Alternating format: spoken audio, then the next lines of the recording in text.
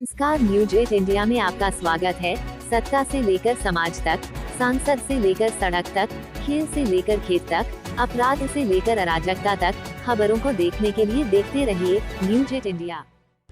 जय हिंद साथियों, पश्चिमी दिल्ली लोकसभा से मैं अंजू शर्मा बात कर रही हूँ। गिफ्ट पैक हमारा सिंबल है।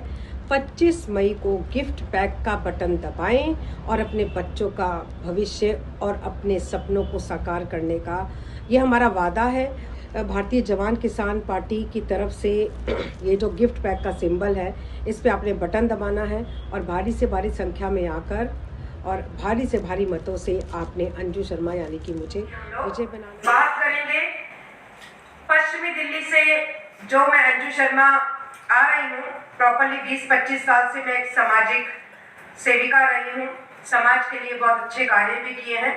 इन सभी मुद्दों से मैं वाकिफ हूँ और वहाँ की जनता बहुत प्यार करती है पश्चिमी जिले से।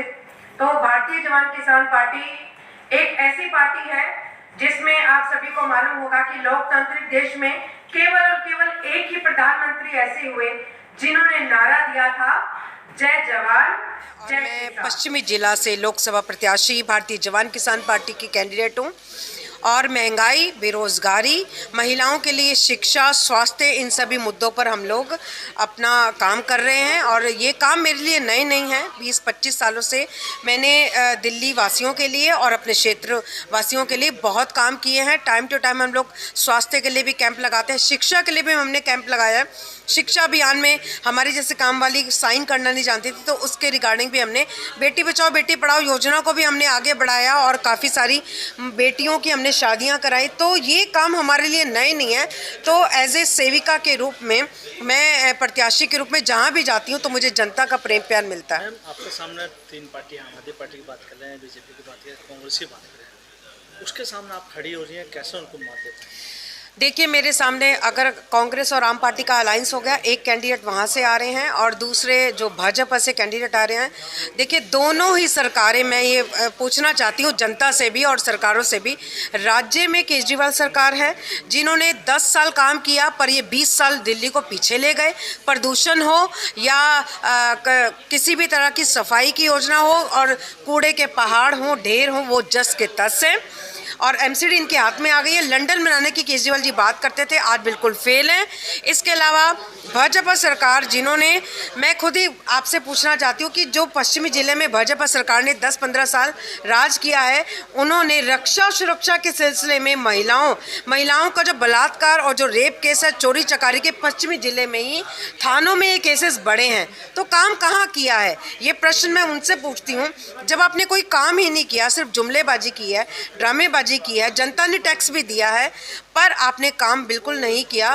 तो यहाँ पर एज ए सेविका मैं ये उम्मीद करती हूँ जनता ज़्यादा से ज़्यादा वोटों से हमें जितवाएगी। हमने ये नहीं कहा भी हम कुछ नया टैक्स लगाएंगे। हमने 12 लाख तक की आमदनी वालों का भी इनकम टैक्स ख़त्म करने की बात की है। क्यों की है? क्योंकि देश के अंदर 4-5 अलग रिसोर्सेज हैं। पहले तो सबसे बड़ा राम जेठमलानी, स्वर्गीय राम जेठमलानी जी, उसके बाद अरुण जेटली जी, पी चिदम्बरम के बारे में बताते हैं। और मोदी सरकार ने जो देश के अंदर है काला धन, उसमें से 1,08,000 करोड़ रुपये जब्त किया 900 लाख करोड़ में से। तो हमारा मुद्दा स्पष्ट है, लोगों को बताएंगे भाई आप चुनाव आएंगे ना, तो आप देखो पानी पैसा बहाया जाएगा नदी की तरह, कितने लोगों को पैसा दिया जाएगा, चुनाव लड़ते हैं। इलेक्शन कमीशन को पता है, सुप्रीम कोर्ट को पता है।